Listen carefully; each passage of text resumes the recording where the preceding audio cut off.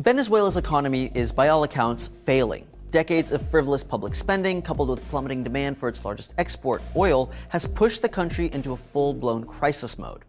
Inflation is estimated at anywhere between 400 and 800%, making Venezuela's currency, the bolivar, worth less every day. As of June 2016, nearly 90% of the population can't even afford to buy food. These figures are undoubtedly shocking.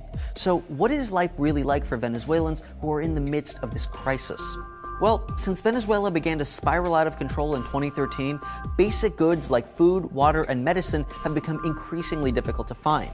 This is in part due to the government's strict rationing system, which is designed to prevent patrons from stockpiling goods before inflation drives the prices up. Venezuelans are only allotted 2 days per week to shop at state-run grocery stores, which often results in long lines and empty shelves. And although many basic goods can be found on the black market, most people can't afford them, as high demand leads to high prices. In June 2016, frustrations over food shortages erupted in riots, leaving hundreds of stores ransacked and at least 5 people dead. Venezuela's economic woes have also culminated in state-sanctioned blackouts. For 40 days of 2016, the government cut electricity in nearly half the country's states for 4 hours each day, forcing homes, businesses, and hospitals to operate by generators and candlelight. In other efforts to save energy, the state has pushed clocks forward by half an hour and shortened the work week for government employees to just 2 days.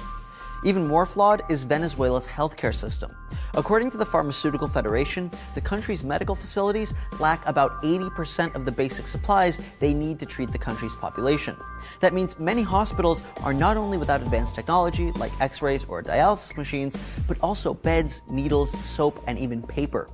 And because the government has little money for imports, medicine is also scarce, and many have died from infections and other treatable ailments.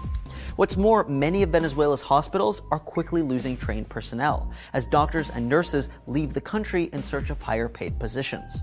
This is all under the backdrop of Venezuela's stubbornly high rates of violent crime, drug trafficking, and corruption. Venezuela's largest city, Caracas, has been called the most dangerous in the world, with nearly 120 murders for every 100,000 people. Much of the country's violent crime stems from its role in transporting drugs from Colombia to the United States. For the most part, victims cannot count on security forces for help, as police officers frequently commit crimes themselves. According to Human Rights Watch, 1 in every 5 crimes is committed by police, and officers have killed thousands of people with impunity. Of course, this is just a snapshot of life in Venezuela while the country is at its lowest point in modern history. Although it's long known poverty, violent crime, and corruption, daily life was much less grim 5, 10, and 20 years ago, while the demand for oil was still high. But in 2016, as oil prices collapse, living conditions in Venezuela are getting worse every day, and thousands have fled to the US and elsewhere. So why is Venezuela so dependent on oil, and how are they trying to deal with the current oil crisis? Find out by watching this video. Venezuela's export economy is 95% dependent on petroleum. And with oil prices dropping around the world, it has decimated the country's economy. Thanks for watching Secret Daily. Don't forget to like and subscribe for new videos every day.